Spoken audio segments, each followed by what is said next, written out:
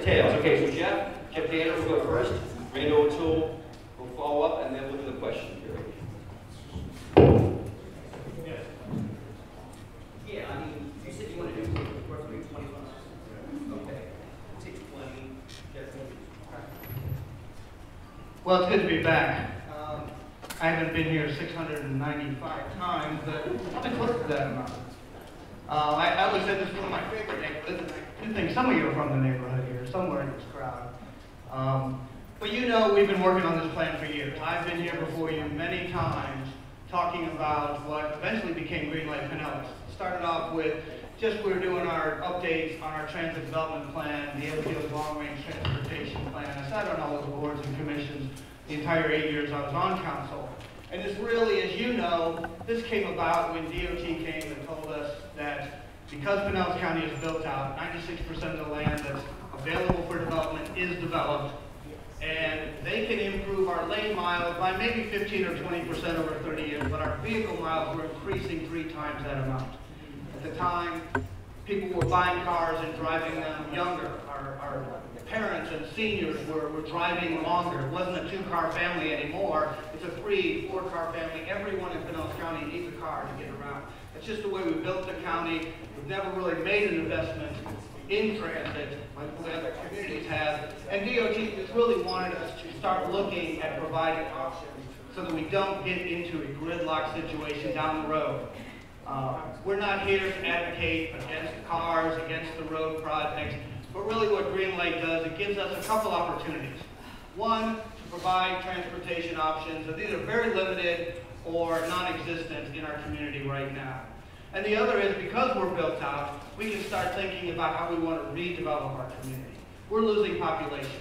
And while we've only lost 1 or 2%, that's not a big deal. I found out the other day, though, that where we've lost population between 2000 and 2010, 20% of our 30-year-olds left this county. To me, that's scary, and we need to fix that. You know, I say it's not so bad to lose 1%, but of that 1%, when your 30-year-olds are leaving and 20% of them are gone, that's our workforce. Those are our kids. That's our future, and we need to figure out why they're leaving. What is it that we can do to keep those people here? We've got an industry based on tourism. Used to be construction. There's not a lot of construction countywide. What construction we do have is residential on the beaches and downtowns. So it's this opportunity, and we've gone out and we've had thousands of meetings throughout this county. Tens of thousands of people have had input on this, talking about these projects. What is it you want? And what Greenlight Pinellas has done was figure that out. This isn't a one-size-fits-all for Pinellas County. This isn't a rail project. It's not a bus project. It's 24 different communities. It's what the technology, what the transportation needs of each of those communities, each of those corridors, each of those work centers, what works, how can we build it into our system to move forward. The light rail plan, which is sort of the spine, which gets a lot of the attention, is one part of this thing. It does go to our employment center. Gateway area has 60,000 people working there. The light rail project is designed to carry people from our 2 largest and populous employment centers in downtown St. Petersburg into Carillon and downtown Clearwater into Carillon. There is a connection over the bridge to the other side of the bay. The Howard Franklin Bridge will be replaced in 5 years. DOT is putting the money into it to build a railroad in the center of that. When you connect Gateway and West Shore, those 2 employment centers right now compete for businesses. Once a business moves into this area, it picks which side of the bridge it wants to be in, and then once it picks it, it never crosses that bridge again. If we can combine Gateway and West Shore with a bridge that works, that has rail, that has express bus lanes, has toll lanes, has the capacity we need that won't be a parking lot, Gateway and West Shore combined become the largest employment center south of Atlanta. That's where our growth will be. We're not going to build Manhattan. We're not going to bulldoze Disston Heights and put condos up. The growth will be in the Gateway and West Shore area for the Tampa Bay area. And the connections to St. Petersburg and Clearwater total 100,000 jobs on that rail line. We do have the density, we do have the capacity for this project to work. Pinellas County is the most densely populated county in the state, 4,600 people per square mile.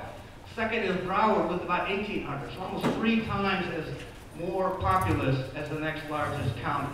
The other elements, though, the bus rapid transit routes, the circulators, the trolleys, every community has something that works for them. When you go and you talk to our small communities, Safety Harbor, Oldsmar, Tarpon Springs, they love the trolleys. They run 2 days a week. They're funded by a DOT grant that'll go away in 6 months. Those things are packed, standing room only. You can now take a trolley from downtown St. Petersburg to the beaches, all the way up to Sand Key, Clearwater Beach, then go from Clearwater to Dunedin, to Palm Harbor, to Tarpon Springs, Safety Harbor, and Oldsmar, just on trolleys. And that's what people like. For some reason, it's the same thing as a bus. You put a cupola and a cow catcher on it, and it's a trolley. But people like that. But I joke with ours in St. Petersburg that people have figured out the yellow ones come back. Because you have to know the transit system, the blue diesel buses, you have to know the numbers, you have to know the routes, you have to be a transit rider to use them. The trolleys are easy. It's sort of like Transit 101. You can get on it, it goes down to Central Avenue and comes back. The loopers circle around. People get to use the transit system because it's easy and convenient. When we combine 3 routes along Central Avenue, at the south end of the Suncoast Beach trolley with the Route 35 and the downtown looper, we combine 3 into 1, ran it every 15 minutes. The ridership increased 35% almost overnight because it was convenient, it was easy, and it was quick. It's a $60 cab ride to go from the Trade Winds to the Dali Museum. Now you can get on a trolley for $2 and make that same ride. Our tourists expect this kind of transportation when they come here. Our most expensive property on the beaches, on the waterfront, is paved over for parking. The only way to get there is to rent a car, drive it to the beach, and park it there all week.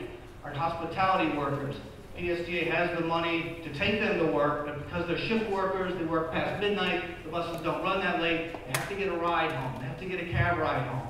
And again, that most expensive property on the waterfront is paved over for cars that sit there all day long. So what did I say? We came up with this plan, the circulators in North County. Suburban development, which we don't have a lot here in St. Petersburg, is challenging for transit. PSTA started these connector routes. With a 24-hour notice, they come off of the main routes from PSTA, go into the subdivisions, we'll pick you up at your door, bring you back onto the route, get you into the system to get to shopping, get to the doctor's office, things like that. The other opportunity here that we aren't going to be involved in, but it gives the development community and the communities around here that opportunity for redevelopment, that we are so segregated. We don't have to have a community where you live here, and then you have to drive to shop here, and you have to drive to work here, and you have to drive to be entertained here. We can build mixed-use environments that we have in our downtown centers, but the opportunity to redevelop on a smaller scale, give people the opportunity for multi-generational housing, for lifespan housing. When we went and talked about our land codes, a different project with St. Petersburg, asked people what they wanted. They said they wanted to be able to, when their kids grew up, not have to live on the other side of town where it was more affordable. When their parents needed help, they didn't have to live in a different part of town for assisted living. Every time you got to raise or change the scale of your housing, you had to move to a different part of the community. People want lifespan housing where they don't have to lose their friends, they don't have to lose their church, they don't have to lose their community. They can live in that same community regardless of their housing needs or their income. Those are the kind of things that we can do as we reinvent ourselves. Those are the things that give you the chance with this voting Greenlight. By eliminating the property tax and swapping it for the sales tax, if you have a $190,000 house, there's no cost whatsoever to you.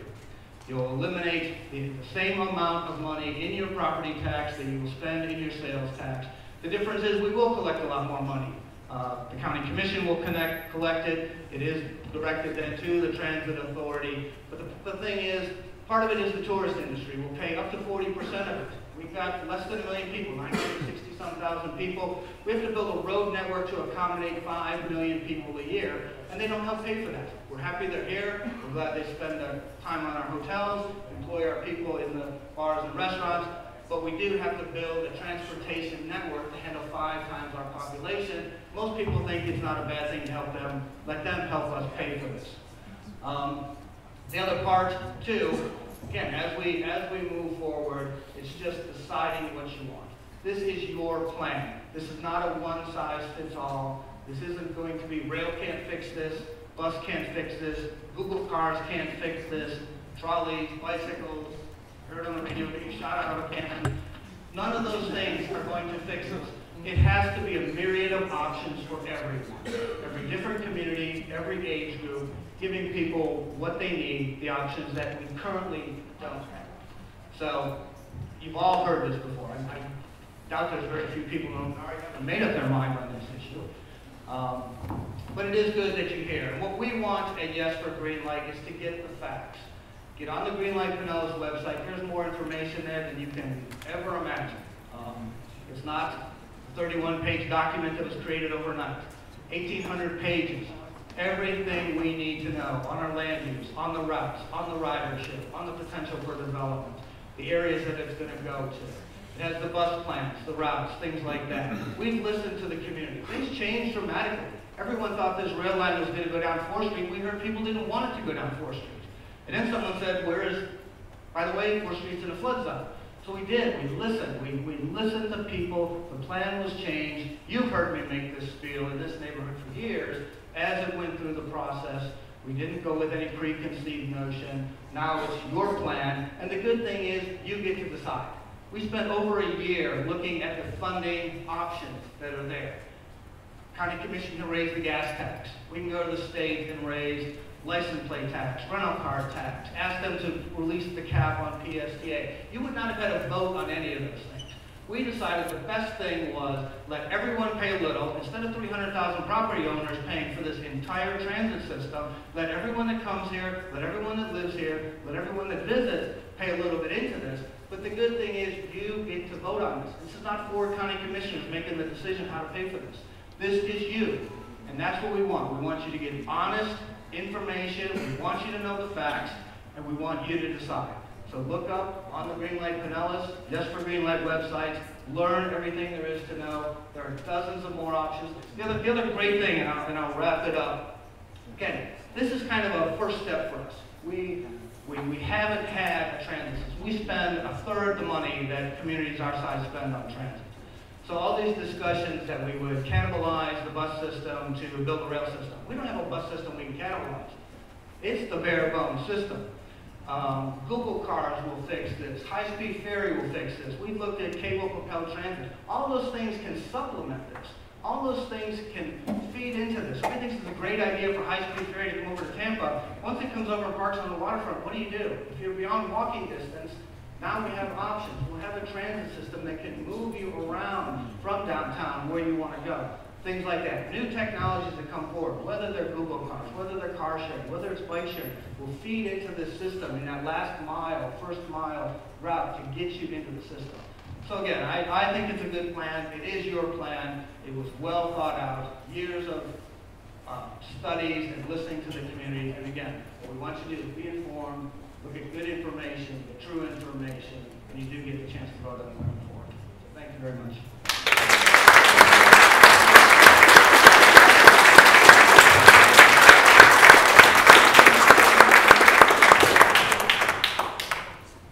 Well, thank you.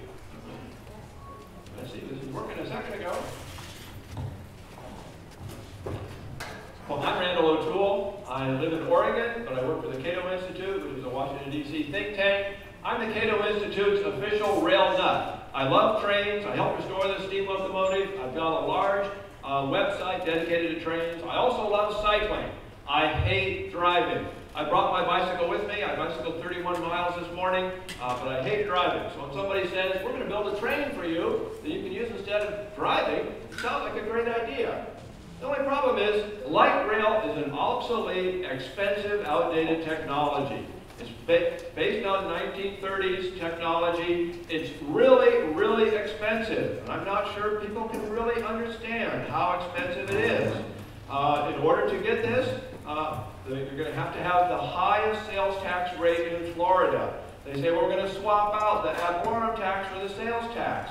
But the ad valorem tax is bringing in $132 million. The sales tax is going to bring in the ad valorem tax is bringing in $32 million. The sales tax is going to bring in $148 million. Even if 25% of that is paid by tourists, you still are going to have to pay almost $100 million more a year for the light rail. Now, just to show you how expensive it is, PSTA has 40 bus routes. They spend $57.5 million running those 40 bus routes each year. That's their operating costs. The light rail is going to cost almost $30 million, just one line, plus they're going to have to borrow almost $1 billion for over a 35-year period, and at the prevailing interest rates, that's $46 million a year in repayments for 35 years. So they're going to be spending more on one light rail line than 40 bus lines.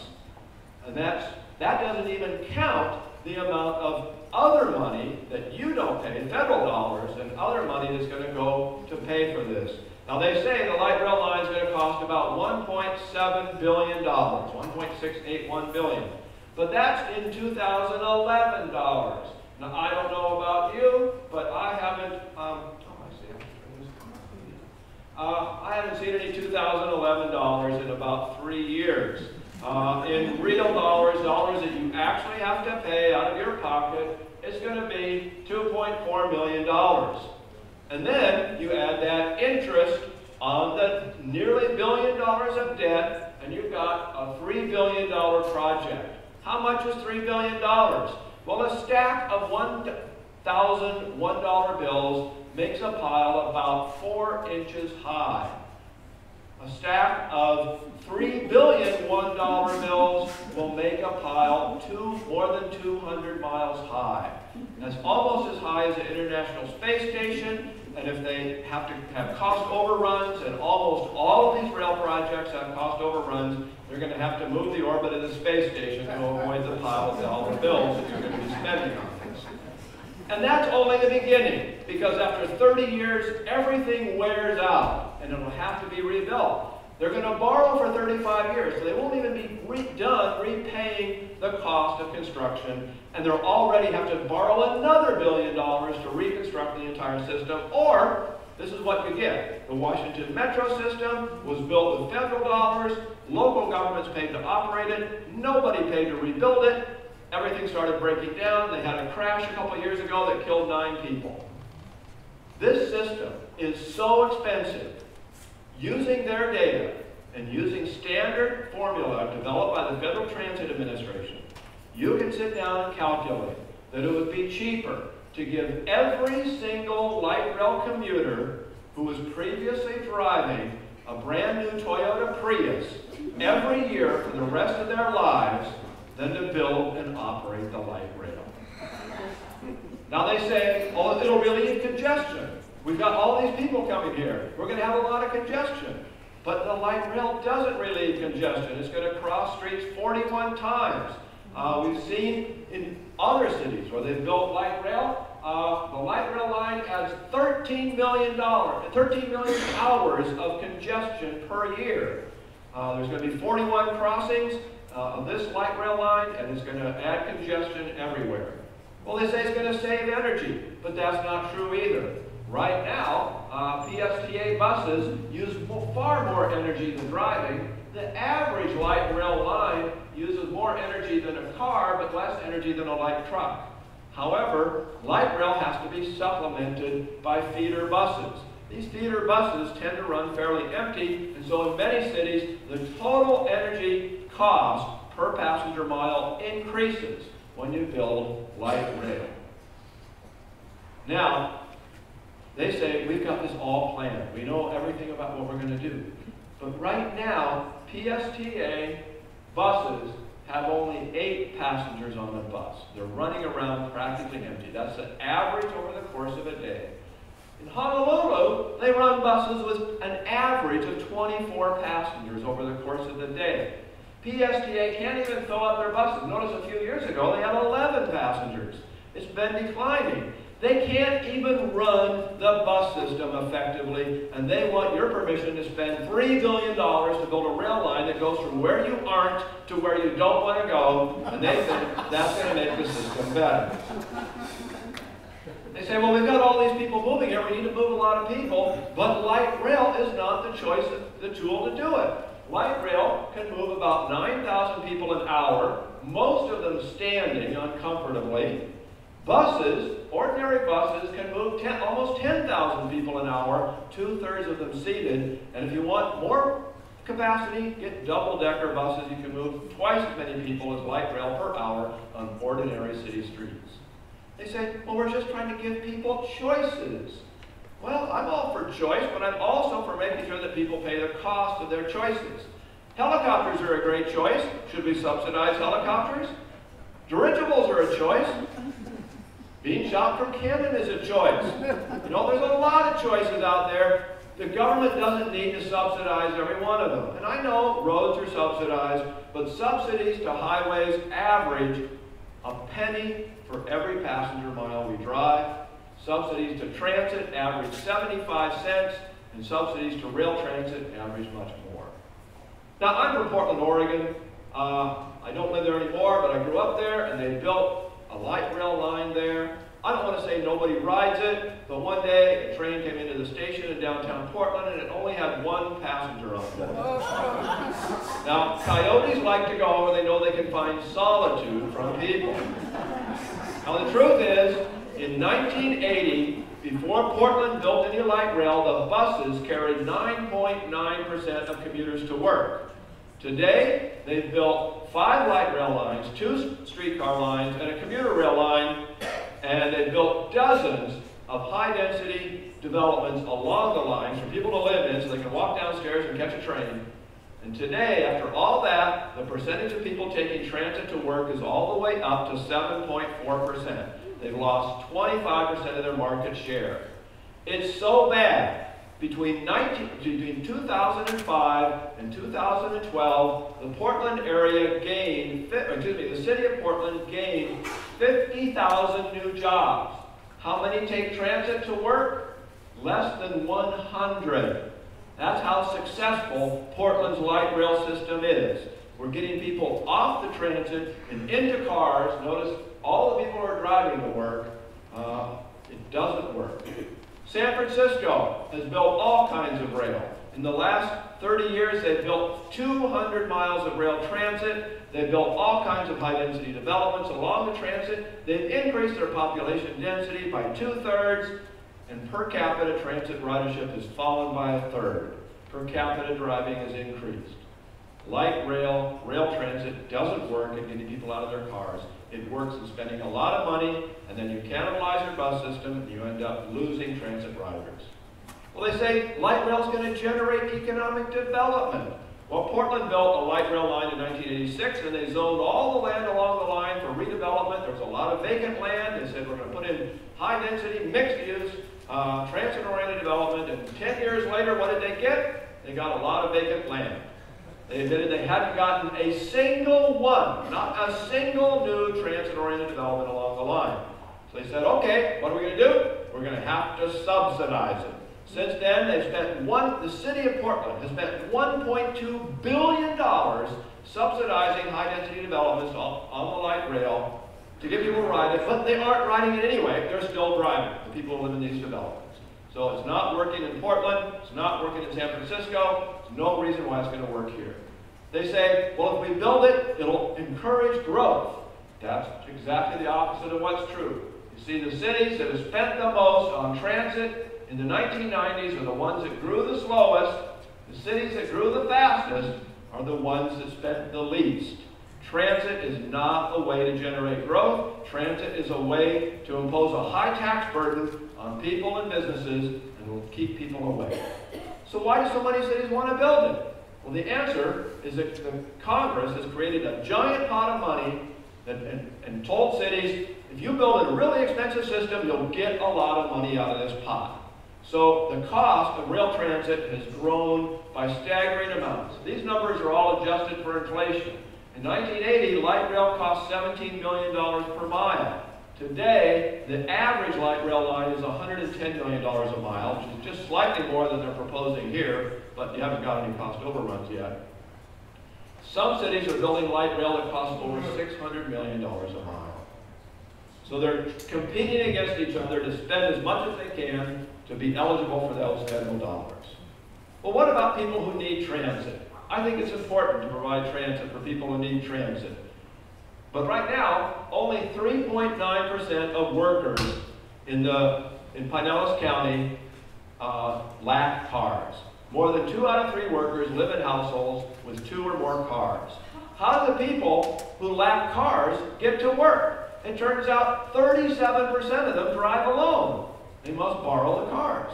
Another 12% carpool. Only 13.5% take transit to work.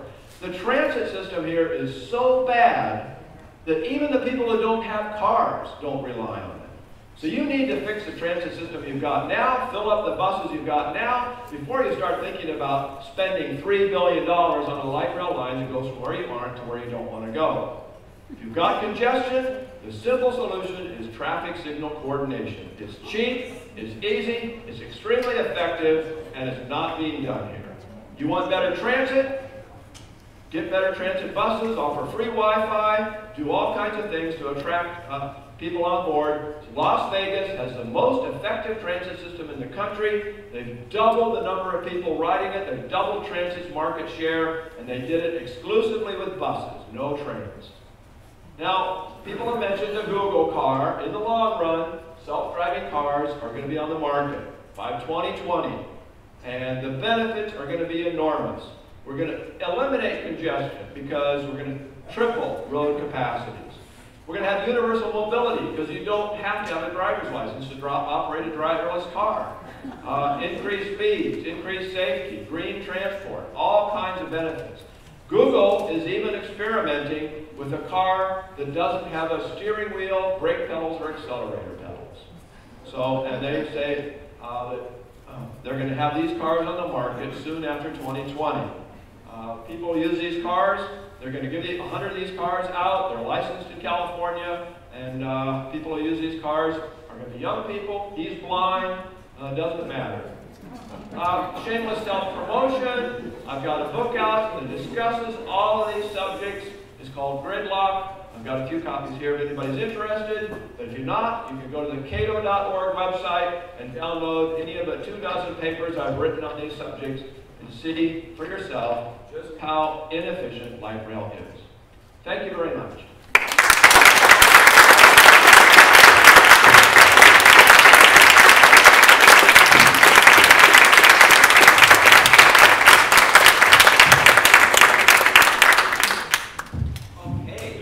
Thank you very much, gentlemen. So let's get into it. We've got a lot of questions from all of you. We'll try to get to as many of those as possible, trying to be redundant. I have a question, though, and this is sincere because I know No Tax for Tracks got upset about this, so I don't know if you're on the same page regarding privatization, because you've written a paper supporting privatization. No, I did not. No, I saw it today on your website, 2010. Oh, I did write a paper, but not for this. Right, okay, but so what I suggested here is that a lot of transit agencies have contracted out transit to private operators. There's still, the government still controls where the transit goes. Anyway, the government still controls where the transit goes, but the private operators, even though they pay property taxes and gas taxes and other things, and they often have unionized workers that the transit agencies don't have, then the private companies managed to do it for a little more than half the cost.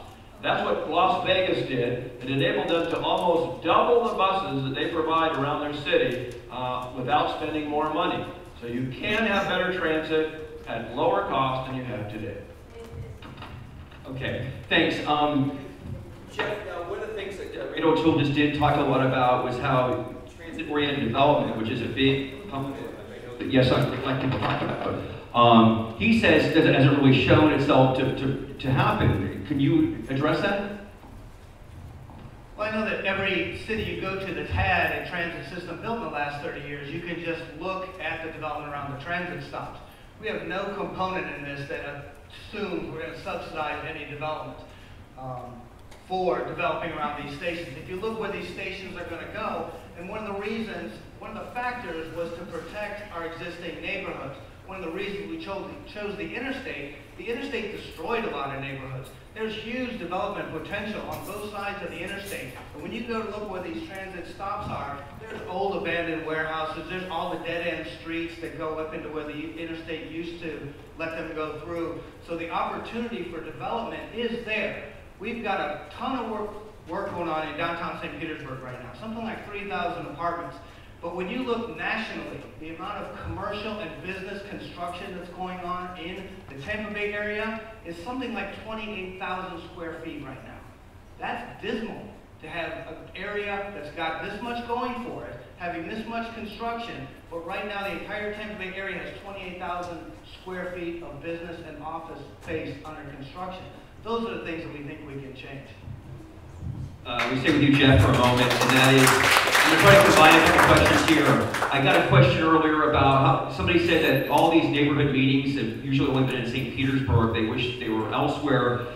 This is a question from the president of the Seminole Chamber of Commerce, who wants to know what this plan, what the light rail specific, if anything, will do for Seminole, and then just also North County overall, because I've heard some concern about, does this plan work for North County at all? Yeah, we do. It does. And in Seminole, Seminole isn't on the rail line. However, the bus rapid transit, most of our bus rapid transit lines are the ones running east and west that'll connect the western cities and the beaches to the employment center, to their downtowns on the east side, and to the rail line. So there are lines along from the beach into the new area that wants to, Seminole Mall wants redevelopment. There's going to be a trolley line that will go from the beach to that redevelopment area, which is going to help them bring the tourists up there. And again, the bus rapid transit lines that will connect Seminole into where the gateway area is and the rail line. Okay, great. Randal Tool. A couple things. One is that you have opposed BRT and light rail projects of different sizes, such as in Panama City, Austin, and now here in Pinellas County. Your answer has been usually double-decker buses, but have you spent? I mean, I guess the question is that the only answer here? And is that in all the different communities that you talk about this, and that's the main answer to address the transit issues that we have? Well, the reason I bring up double-decker buses is because they're often saying we need high-capacity transit. And light rail, the light in light rail is not weight, it's capacity. Light rail is low-capacity transit, by definition. So I said, if you want real high-capacity transit, then double-decker buses is the way to go. But do double-decker buses make sense in Pinellas County? Almost certainly not. What you need to do is use the buses you have more effectively. One way to do that is to run them more frequently, stop them less frequently so that they only stop about a mile apart, like the proposed light rail is going to do, but operate them on existing streets. You don't need to build dedicated busways, and that's what I'm opposing in a lot of other cities where they've built dedicated busways. Los Angeles spent $22 million a mile building a dedicated busway. During rush hour, they run one bus every 8 minutes. 99.8% of the time, it's empty. It's a total waste of money. Run the buses on the existing city streets, share them with cars, share them with bicycles. I'm a cyclist, I'll share my street with a bus. So if you do that, you could use your resources effectively and provide good transit for people. Okay, Jeff, do you want to respond? Yeah, I'm probably the only person that in history that ever went to Vegas and never saw the inside of a casino. I flew into a conference in Reno. I went to the downtown center. They had the most advanced bus rapid transit at the time, and I met it. It was run by Viola. Met the operators there, took the transit system to see what their bus rapid transit was. It wasn't a dedicated lane, had the optic on. It was a great system. But while I was there, I also rode the double-decker buses, and it was a nightmare. You know who wants to get off when you stop with the bus? The guy who's upstairs and in the back. You have to get off, wait for him to come down. It's a spiral staircase. People have to get off the bus to let them get out. It does have capacity, but the time it took at every single stop was 5, 6, 7 minutes. Doesn't work when you have to walk upstairs. Aren't ADA compliant. It doesn't necessarily, it doubles the capacity, but certainly doesn't help your speed at all. Okay, Jeff, I'm going to have a couple, actually a little more questions for the asking some information about Greenlight, so I'll try to distribute the questions back and forth between the two of you, but these will be for you. Why not just raise the tax half a penny and expand the bus system only?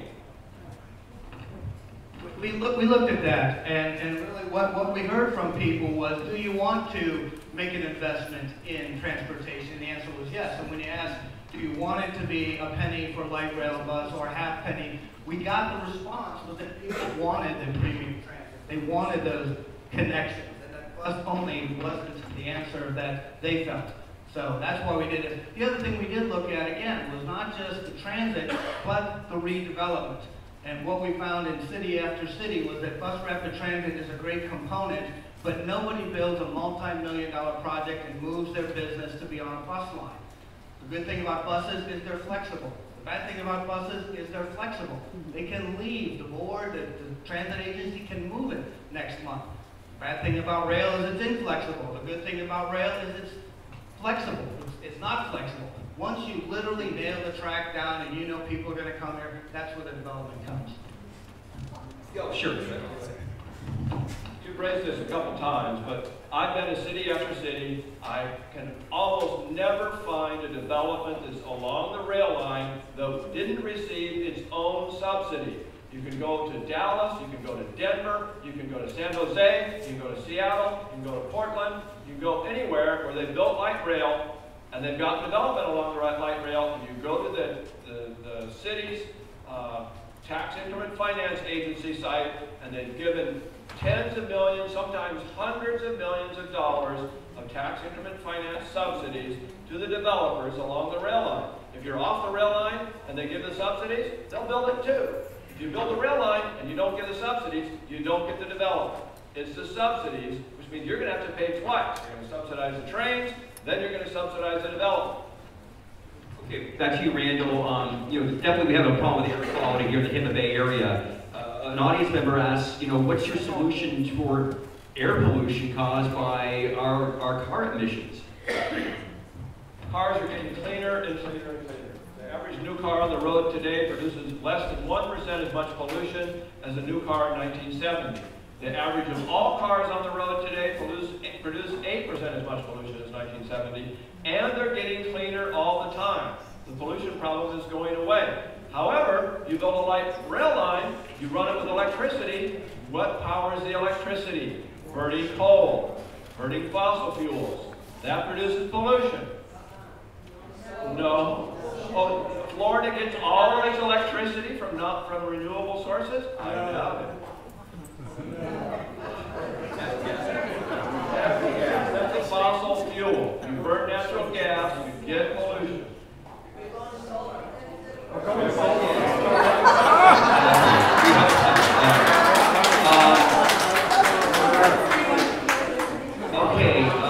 Okay, let's see here. Back to you, Jeff Danner. Somebody asked about why this plan doesn't extend into the white rail plan as we go into the black neighborhoods of St. Petersburg and Clearwater, and why not spend money on transit-oriented development there? What the rail plan does, like I said earlier, is it follows where the population is.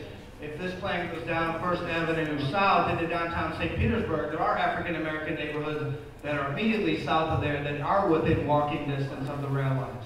It also has the bus program that will circulate through some of our most popular routes, bringing people in. Like I said, the rail component was to go from the 3 largest employment population centers, but it will serve not only the African-American community, but the entire community through the bus network. This is an issue that Dr. David McKay brought up on his recent blog, and that is in terms of companies or even individuals who give contributions to the Yes on Greenlight campaign, should citizens be concerned that this will give them an unfair advantage when contracts bids go out to firms wanting to work on some of the construction projects that will be needed to create the light rail network? No, I don't think so. The difference here in Pinellas County is we don't have to encourage people to build here.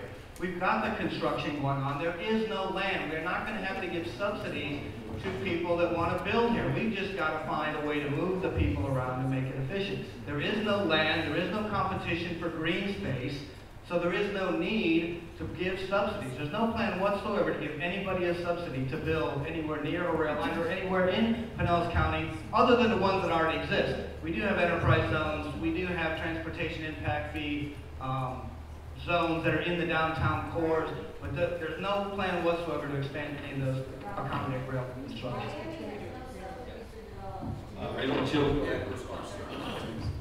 We're talking about $1.7 billion of construction, actually $2.4 billion plus cost overruns. We're talking about $1 billion of loans. Are any banks donating to the Greenlight campaign? Are any construction companies donating? Are any rail car manufacturers donating? In Denver, they had a campaign, and Siemens, the Koch brothers are not going to make any money from passing or failing this measure. Siemens Transportation, which makes light rail, donated $100,000 to the campaign. After it won, the board of directors of the transit agency immediately gave Siemens a $100 million no-bid contract to buy light rail cars. Why did they give them a no-bid contract? Why didn't they ask for the cheapest bid? It was because Siemens gave them $100,000 to help ensure that the measure would pass. Nobody is going to make money if this measure loses. So they're going to save money on their taxes. Somebody's going to make a huge profit for building a $100 million a mile rail line if it passes. Somebody just mentioned the Koch brothers. I just want to ask you, are they funded by the Koch brothers? Well, you know, I've heard rumors that they are. I have nothing to do with fundraising. I'm serious. I live 2,500 miles away from the Cato offices. Nobody at Cato ever tells me what to do, what position to take. I think a lot of them don't even know I exist. So I understand that the Koch brothers, or rather David Koch, gives Cato about $4 million a year. No, not about $1 million a year. I don't know. I have no idea. But I understand that Charles Koch hates the Cato Institute. So I don't know what's going on. Let's stay with you, Randal, for a moment. You have used Portland as an example of public transit not encouraging growth in the urban core. Why don't, this is the reader asks, audience member asks, why don't you use examples such as Atlanta, Chicago, Miami, St. Louis, which have all successfully developed their urban areas in conjunction with public transport? Well, I guess I don't find those to be successful examples. Atlanta is a great example of a city that spent billions of dollars building a lot of rail transit, and then they cut back on their bus service. And so today, after they built 100 miles of rail transit and the population has tripled, they now carry fewer transit riders than before they started building rail transit, which means transit per capita transit ridership has fallen by 2/3. Now, they recently decided to give about $300 million in subsidies to developers along one of the rail transit lines. So they are getting some development there. But it's the subsidies, not the transit. Chicago is a disaster. The Chicago Transit Authority is basically about to fall apart. If you take a train from O'Hare to the Loop, you'll find the train going 6 miles an hour because the system is so poorly maintained they can't afford to go any faster. It's unsafe. It's true. I've ridden that train many times. Control the audience, man.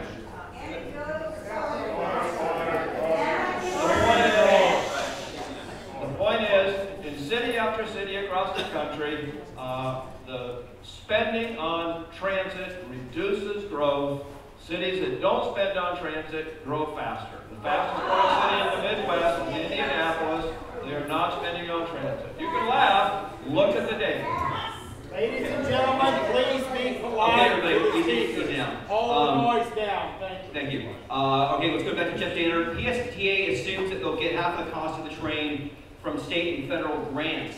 What happens if either or both of those grants are not funded or funded to the level that you're hoping for? The exact same thing when we don't get the money for roads. We plan on our road network, our bus network, assuming we'll get grants. We've had the FTA down here look at this plan. When the grants are available, you accelerate the projects. When the ARRA, the stimulus money came through, we advanced all our road projects because grant money was available. We were ready to take it. When the money scales back, our 5-year work program becomes a 7-year work program. That's exactly what we do with our roads. The same thing will happen with the rail.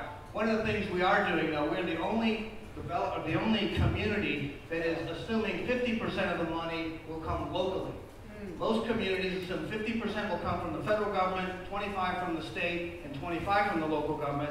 We're going to take on the responsibility, put our skin in the game to come up with 50% of the money that moves us to the head of the line on the grant process, because we're going to be asking for less than anyone else.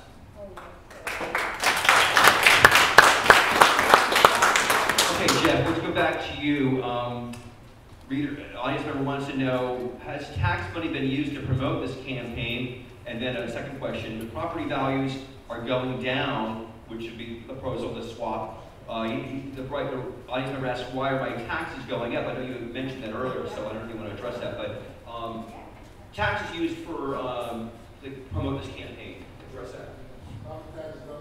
No, what we're doing, and we are required, whether, now that this is a label on Greenlight, and again, I've been coming to this neighborhood for 8 years having these conversations, you're required to tell people what you're doing with your transit plans. If I came here and said, we're going to talk about the MPO's LRTP, your eyes would roll and have no idea what we're talking about. I said, well, it's going to feed into PSTA's TDP. You get into this acronym speak. We're required to have community input.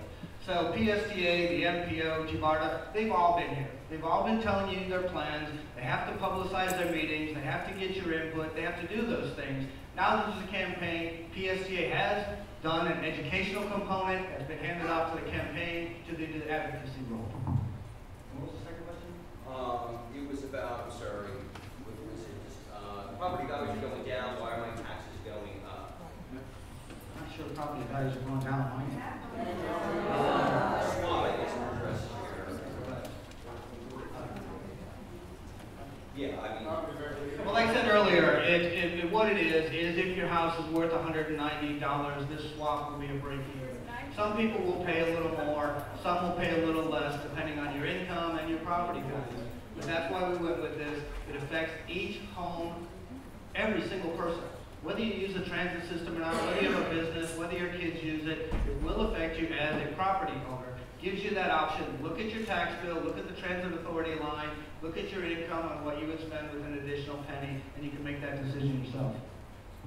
I know, Randal, O'Toole, that you mentioned, you were talking about the double-decker buses, and you said maybe it's not appropriate here for Pinellas County, but I guess is the thrust, I believe it is, please inform me if I'm wrong, about what certainly No Tax for Tracks believes it is that the bus system, because we hear criticism, and you mentioned this in your visual display, that there's not enough people these days even taking the bus here in Pinellas. So, but you're still talking about enhancing bus service? I mean, what is the alternative to what, Greenlight's talking about here?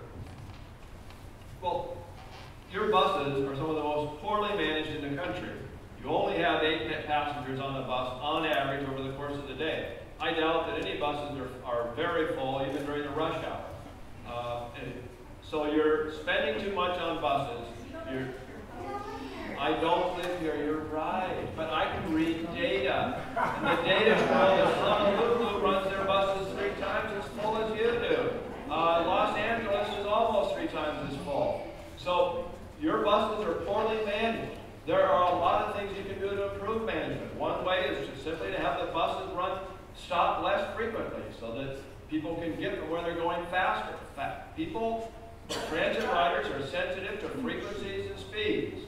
My specific proposal was to contract out services, take the savings and use it to run bus rapid transit on existing streets so you can run more frequently, on faster speeds, in a lot of different routes. For the amount of money you can save, you could do that probably on 10 or 12 different routes rather than just one route that requires a gigantic tax increase.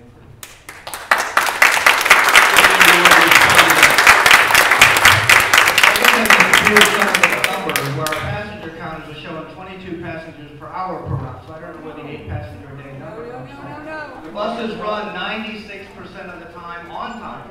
People complain that it takes an hour for the bus to get here. It gets there, it's on time. It only is scheduled to run once an hour. So it's difficult when we have the small investment in the system.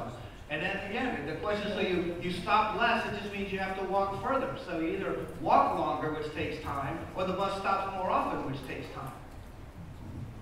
Okay, do you want to respond back to that, or we'll take the opportunity?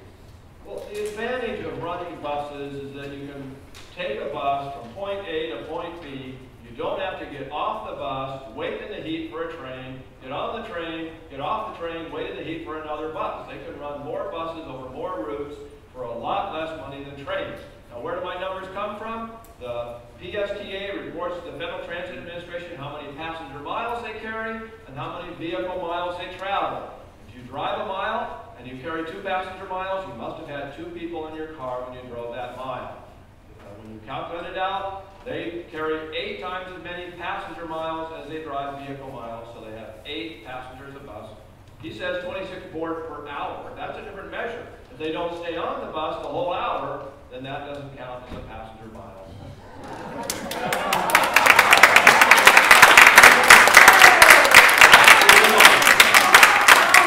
Okay, this is a question, Jeff Tanner, because this is, we've heard kind of some, I don't want to say doomsday scenarios, but if this does not pass, that we may have to cut back service with our current bus service if Greenlight doesn't pass. Is that correct? I mean, please, let us know what goes on if somehow this measure doesn't pass. The most important thing to the passenger PST is consistency of service. What we don't want, and what we haven't wanted over the years, is every year raise the fares to cover the cost of gas, cut the service, eliminate the routes, have it not know when you get up and go to work in the morning that your fare is 50 cents more and the bus is gone. So we need consistent service. PSTA, about 5 years ago, even though we're required to pass a budget every year, we really laid out a 5-year scenario where we raised the fares, we raised and almost capped out the property tax. It gave us the money to build a system that we could maintain for 5 years while we had this community conversation and decide what to do. The fares haven't gone up, your property taxes haven't gone up. We spent our reserves that we put away during the good times to keep that consistency. Where we're at now is at that point, if this doesn't pass, we don't want to get back into that situation where this year you cut that route, this year you raise this fare. In order to get another 5 years, another 10 years of consistent service, you have to start with a 25 or 28% cut. That'll then give you the consistency to match the rising cost of inflation, gas, drivers, things like that. So if this doesn't pass, in order to provide that consistency, we'll immediately make a 28% cut so that it will remain consistent for 5 to 10 years out. Okay, this is a question for both you men, and I think this, it's one where I can't read here, but I think I get the gist of the question, and that is because we're talking a lot about bus service, which Greenlight, of course, it would enhance bus service. You say you should, just refix the buses right now. This member of the audience says, I saw many job openings on Craigslist that include the phrase, bus riders, please do not apply. Doesn't the transit system currently prevent many folks from getting a job right now? I mean, can you address that at all? I have no idea why anybody would say bus riders not apply, but we know that buses are slow because they make frequent stops. They don't have rapid buses here. For very little extra money, you can have rapid bus service that works a lot better. Kansas City gained 50% more riders by having rapid bus service on existing streets without building any new dedicated lanes. And that can get people to where they want to go a lot faster than they're getting today. The idea that you need to spend billions of dollars to speed up transit just a tiny bit is to me a complete waste. Okay. Jeff, want to address that? Okay, let's move on.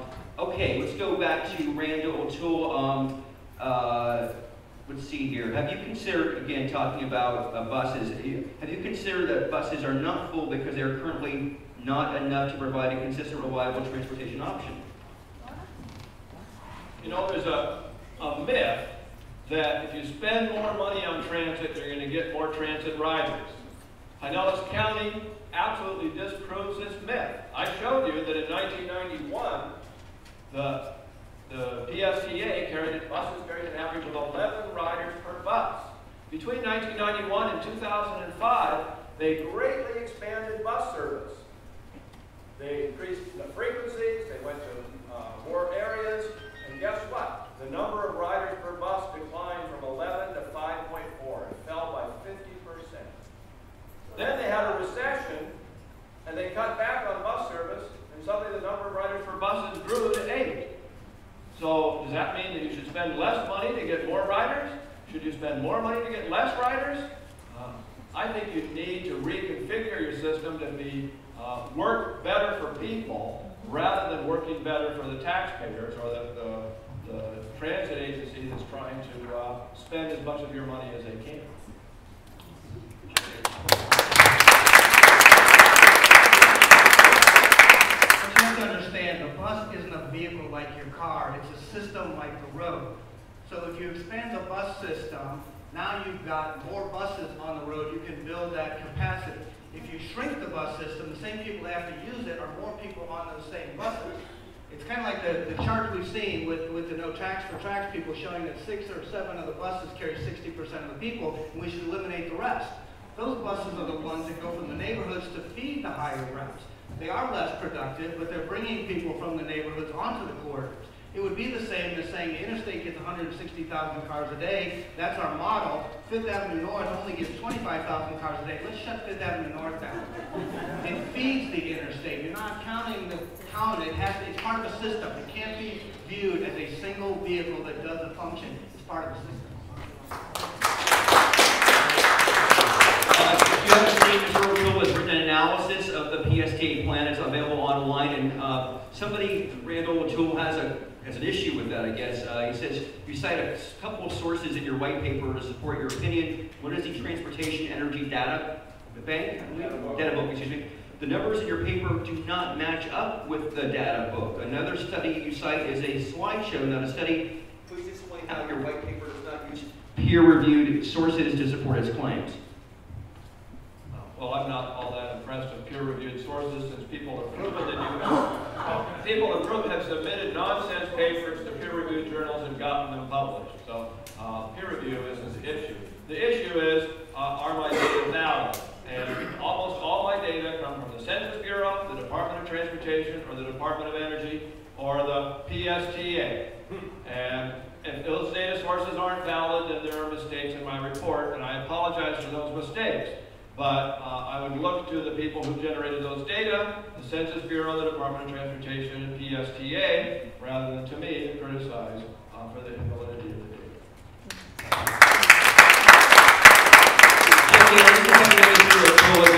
The last couple of days he's been in town, and I don't know if you've had a chance to understand and hear the criticism, but the issue, I should say. He says the Greenlight financial analysis by Ernst & Young indicates a capital cost of $2.493 billion for the train. Also mentions a $1 billion TIFIA loan. Why is the appropriate interest cost of $700 million over 35 years not shown in the cost? Yeah, interest cost, excuse me. Why is that $700 million over 35 years not shown in the cost of the train? Can you address that? Yeah, sure. You talked about this. Maybe you can go ahead and mention this. Well, the financial assessment says that they're going to have to borrow $978 million to run the train. They're going to borrow most of it using a federal fund called TIFIA. You can go to the TIFIA website online. It says the current interest rate is 3.17%. They want to borrow over 35 years. You can use a mortgage calculator. The 3.17%, the total interest they're going to pay is about $630 million. If the rate goes up, they're going to pay more. If it goes up to 3.4%, they're going to pay $700 million. They never mention that in any of their plans. They never mention it in the analyses. That's interest that you are going to pay on top of the construction cost, on top of the operating cost, and it's going to be a heavy burden to the community. I read the paper earlier today. I didn't know the specifics of that particular question, but certainly with the Ernst & Young, it did speak of phasing it, of the cost of the bonding and the issues, and how this would go over the 30-year period of it, so 35. How the buses would be phased, how the rail cars would be replaced. So I'm really not sure what specific detail that is. Let's move on. Jeff, let's stay with you here. Technical question. Will the tracks for the light rail be elevated? Those are decisions that will be made as what the next part is, the environmental impact study. What you have to do, that's a very expensive thing. That will determine which side of the road, where specifically the stops will be made. There will be opportunities for things where you'll have to elevate it to get in and around the interstate. As it comes down the interstate, it makes that left turn on First Avenue South. That's an area that might have to be elevated. As it goes through the interstate, those decisions will be made. Elevated rail is considerably more expensive than that grade, which is one of the reasons we chose the interstate and that right-of-way to avoid as much of that expense as possible. I do want to, on that issue, because it comes up a lot that we should elevate it over the intersections. And I think it's a mistake to say that these trains are running through the middle of every single 41 intersections. Typically, your rail is going to run, say, on the right side of East Bay Drive. So when it comes to Belcher, it's not going to disrupt 16 or 18 movements of that Belcher interstate. It's going to be on the right side of the road. It'll pass over Belcher, won't touch Palmerton or East Bay, and will be synchronized with the lights so that it won't have to be elevated. It'll be a red light anyway. The rail will only cross Belcher. It won't be in the middle. It won't disrupt 16 operations at that intersection. Yeah, stay for a second. I want to also, I think you might have mentioned this earlier, but just who was all involved, different agencies? I know you mentioned the community, but who else truly for the 16 route network we have right now? Who put that together? Who helped put that together? We came up with that. I sat on Team Art with 7-county Tampa Bay Area Regional Transit Authority, and they asked me, what is Pinellas County's priority? Any other county I go to, I know what their #1 priority is. When I go to Pinellas, I get 7, 8, 10 different answers. I didn't know that answer. So we put together a workshop or a transit forum and invited all of the elected officials of Pinellas County that are involved with transit and land use. I was going to have it in City Hall, and I found out there's 38 elected officials that sit on the MPO, PSTA, T-Bar, the Pinellas Planning Council, the County Commission. So we had to rent a hall and had it. And really what we decided was 38 officials was probably too many to make that kind of decision in the first place. We did combine the MPO and the PPC and to reduce that number as a result of that. But we did create our advisory committee, which was 2 members of each of those organizations, 2 of the MPO, 2 of PSTA, 2 T-BARTA, and 2 of the County Commission. We also invited 2 members of Hillsborough, 1 from the MPO and 1 from Hart, to participate in this project. When we did that, both the federal and state departments, the FTA and FDOT, said, you guys figured it out. This is the way to do it. Get everyone at the table. MPO is a planning agency, PST is an implementing agency, T-BART is a regional agency. You're all at the table, you're all making the decisions. We shared in the cost, we shared in the staff time, we shared in the outreach to the community, so everyone was involved, which is how we got the comprehensive plan we did. Okay, great. I think there's all the major questions I have here for you two, so I'm going to give you a minute to maybe wrap up. Randal, Thank you. It's real easy if you're a transit agency spending $58 million a year running a bus system to talk about spending $3 billion of other people's money building a rail line that's only going to serve a tiny portion of your transit riders. It's real easy when you have a transit agency that's ineffectively serving transit riders at all. It's only carrying 1.6% of workers in the region to work. And as I say repeatedly, the average bus is only carrying about 1/3 as many people as buses in other cities. It's real easy to say, well, the solution is to give us a lot more money.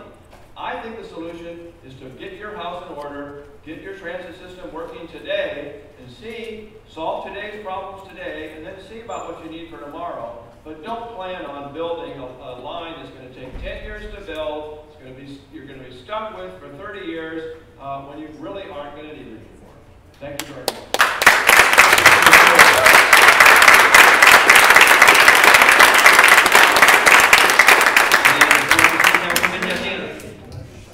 Thank you. I think the unique thing, every community is different. And we looked at those communities. We looked at Dallas and Denver and Charlotte. We've traveled to those and looked at them. And there are things we can learn from that, but there are also things that don't work here. We are built out. We're on a peninsula. We do signalize our traffic signals, but it really doesn't work in Pinellas County because our traffic doesn't always move one way. If you give the green for the north-south traffic, now you're giving longer red times for the east-west traffic. We move equally north and south and east and west. East and west is the airport, the beaches, our employment centers, so you can't give that preeminence. We also have a grid system. We kind of fix that ourselves.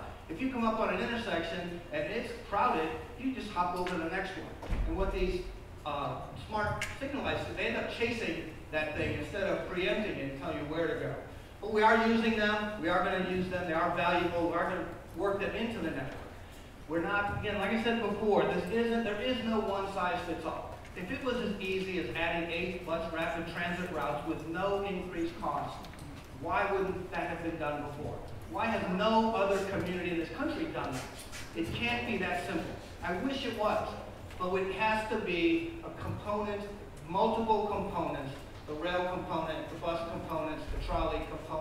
bicycles, the car sharing, the Google cars, all of those things will fit into the system. There is no one size fits all. We didn't present a rail plan, we didn't present just a bus plan, we didn't present a bicycle plan. All of these things have been taking place. 30 years ago, Mayor Fisher planted trees on the streets. It's now shadier to walk, and we're one of the most walkable communities there is. In the late 90s, we created the bus pedestrian steering committee. I forget what it's called. I sat on it. We now have 112 miles of bicycles. And as Mr. Toole pointed out, people ride their bikes to work. These things take time. It is going to take 7 to 10 years to build a rail system. I've told you before, when I first started coming down here as a kid to visit my grandparents, guess what road was under construction? US 19. That was in 1969. And ironically, it was the same intersection. They lived on the corner of Balta Bay and US 19. That overpass was being built. That's the one that's being built today. All transit projects are expensive. All transportation projects are expensive. All transportation projects take time. This, again, I've really enjoyed this because I'm all over, not just St. Petersburg, but Pinellas County. And again, this is your plan. This is your decision. You're going to get to vote for it. You're going to get to pay for it, whether you like it or not. We've given you those options. And that is what it is about. We've listened to you. We've given you the options. And now you get to vote and decide what to do. Thank you very much.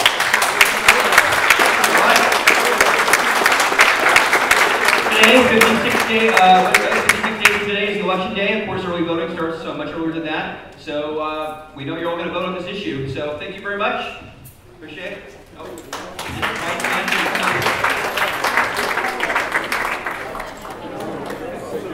Thank you all. By the way, we want to recognize Ken Well, our county commissioner, is here, as well as your friend of mine, Lindsay Newton,